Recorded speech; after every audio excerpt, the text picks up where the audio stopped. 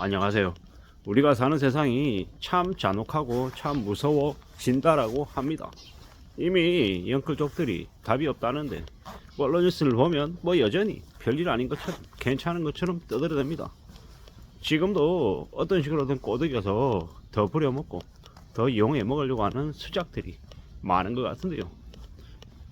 절대로 빚내서는 안 되는데 빚내서 갭 투기하고 코인 투자하고 주식 투자하고 이러면은 인생이 끝장난다라는 걸 이렇게 못 느낀 이들이 너무도 많았던 거죠. 228만 명인가요? 다중채무자요. 바로 무너질 대기할 사람들이. 그리고 금융노예가 600만 명이라고도 얘기하죠. 지금 한국은요 1년에 무역수지 적자가 500억씩 나는 500억 달러씩 나는 개막장 국가입니다. 윤석열 정부 1년 반 만에 이제 이렇게 빨리 망가진 거죠. 저기 추경호 경제부총리, 이창용 한국은행 총재, 그놈들이 지금 현재 대한민국의 경제를 이렇게 망가뜨리고 있습니다. 조정을 해야 되는데, 구조조정 해야 되는데 안 하고 어물쩡 계속 내버려둔 탓에 이 사단이 난 거죠. 앞으로 이제 얼마나 더 올라가고 얼마나 더 망가질지는 우리는 지켜봅니다. 지켜봐야 됩니다. 상상 초월하는 대충격이 이미 시작이 됐고 앞으로 거의 빠져나올 사람이 없다라는 겁니다. 10명 중에 한 8, 9명 고스란히 그 굴레를 뒤집어 쓰게 되어 있습니다. 불편하지만 그게 현실입니다. 그게 진실입니다. 진실이 얼마나 차갑고 냉혹한지를 모르는 사람들이 많습니다. 세상을 아주 그럴싸하고 아주 멋있게 보는 이들 있죠. 큰 거 다치는 겁니다. 착각하는 거죠. 세상이 그렇게 우아하고 멋있고 아주 공정한 줄 아는 겁니다. 근데 이제 그렇게 이제 믿고 있다가 이제 생각처럼 이제 흘러가지 않으면 이제 그때 이제 무너지는 거죠. 앞으로 무너질 이들이 너무도 많습니다. 그들이 무너지면 어떻게 될까요? 이제 사회에 엄청난 이제 문제로 이제 비화되는 거죠. 끔찍한 얘기입니다. 이제 점점 더 심해진다라고 봐야죠. 결국은 스스로를 살리는 건 자기 자신밖에 없다라는 거. 너무 쉽게 생각하고 너무 만만하게 너무 소홀하게 이제 기대했던 탓을 이제 겪게 되는 겁니다.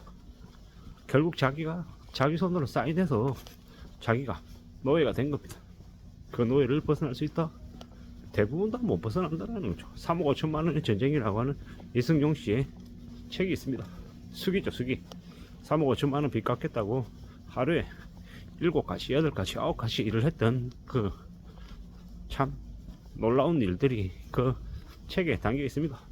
그럴 수 있는 사람은 극소수다. 아주 대부분의 사람들은 어떻게 산다? 그냥 젖어들어서 그냥 노예처럼 사는 거예요. 그게 이제 앞으로 벌어질 일인 거죠. 무섭게 생각해야 됩니다. 저렇게 생각해야 됩니다. 그러지 않고 그냥 남들 다 그렇게 사는 것처럼 생각하고 지내다 보면 이제 무너지는 거죠.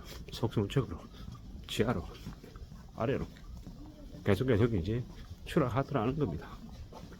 앞으로 이제 답 없습니다. 거의 못 벗어납니다. 그냥 몰락하고 또 몰락하고 이제 온갖 이제 끔찍한 일들이 이제 벌어지는 거죠.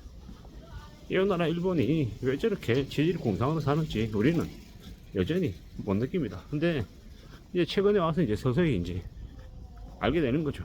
왜냐? 저도 이제 어제 이제 슈퍼마켓 가서 이제 장을 좀 보러 갔는데 과일 5개에 16,000원인 거예요.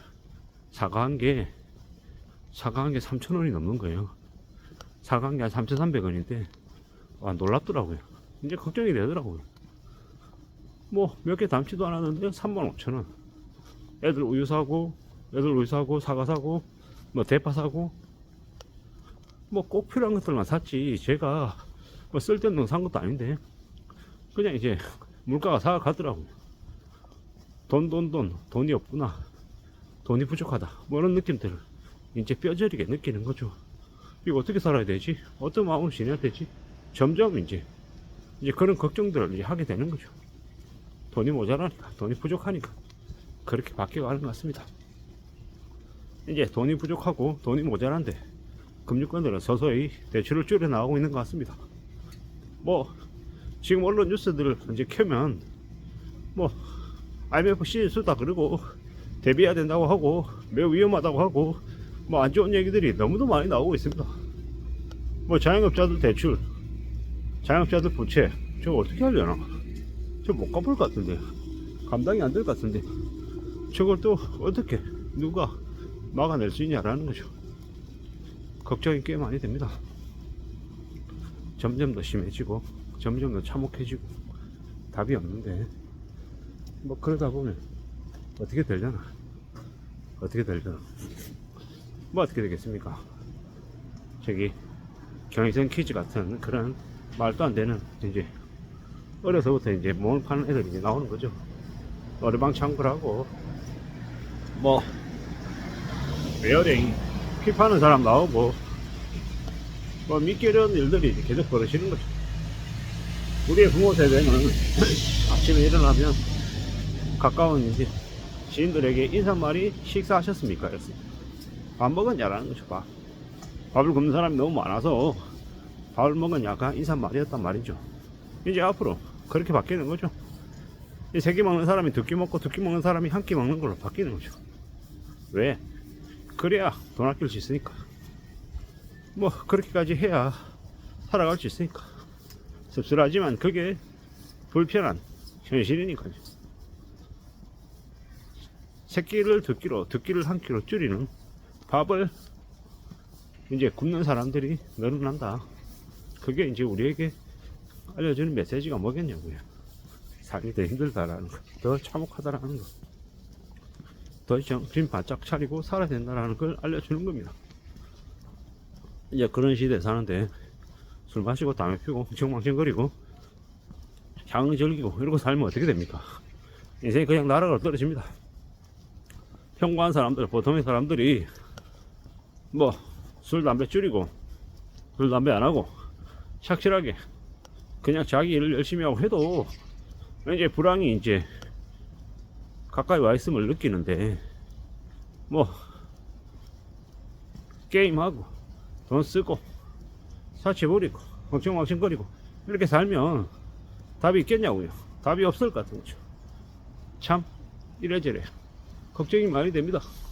앞으로 어떤 삶을 살게 될지, 어떻게 살아갈 수 있을지 걱정하며 사는 게 당연하다라는 겁니다. 그래야 우리 삶을 지킬 수 있기 때문입니다. 삶을 지킨다라는 게 얼마나 어려운 일임을 우리는 잊지 말아야 됩니다. 착실하게, 차분하게, 안전하게 살아갈 공리를 해야 된다는 거죠. 지금의 시국이 절대로 만만한 상황이 아님을 명심하고 또 명심해야 될 것 같습니다. 이상입니다.